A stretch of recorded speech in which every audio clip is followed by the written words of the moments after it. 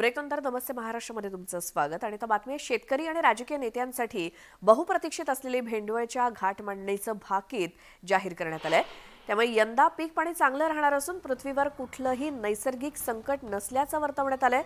देशावर आर्थिक संकट तसंच परकीय शक्तींपासून त्रास होणार नाही असं सांगण्यात आलंय।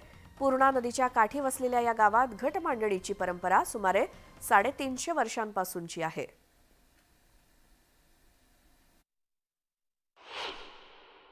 बुलढाणा जिल्ह्याचं भेंडवळ येथील भाकीत जे आहे ते आज वर्तवण्यात आलेलं आहे। ज्या महाराजांनी भाकीत वर्तवले आहेत ते महाराज आपल्यासोबत आहेत। महाराज, काय सांगाल, या वर्षीचं भाकीत कसं ठरतं? एकूण सर्वसाधारण पिकाचं वर्ष आहे, भरपूर पिकाचं नाही आणि दुष्काळी परिस्थितीचंही नाही। एकूण सर्वसाधारण पिकाचं वर्ष आहे। ज्वारी, कपासी, उडीद, मूग, तूर हे सर्वसाधारण पिकं आहेत। तसंच तीळ चांगल्या प्रकारचं पीक येऊ शकते, बाजरी चांगलं येऊ शकते आणि गव्हाचं पीक चांगलं आहे। हरभरा साधारण आहे, करडी सुद्धा साधारण आहे। याप्रमाणे असं प्रमुख पिकाचं भाकीत केलं जाते। महाराज, पावसाचा काय अंदाज आहे या वर्षी?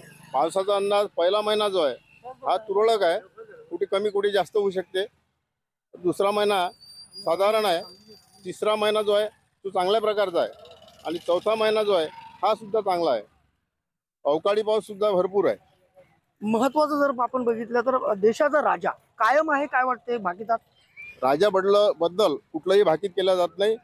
पानवेळा जो असतो हा गणपतीचा सुद्धा प्रतीक असते, ते गणपतीचं प्रतीक कायम आहे। हे होते महाराजांनी यांनी स्पष्टपणे सांगितलेलं आहे। आणि जो दरवर्षीचा भेंडवळचा जो भाकीत असते ते भाकीत जे आहे या ठिकाणी आता संपन्न झालेला आहे। आणि पानवेळा जो असतो तो आज कायम असल्याचंही महाराजांनी या ठिकाणी आपल्याला बोलताना व्यक्त केलंय। राहुल खंडारे, न्यूज 18 लोकमत, बुलढाणा।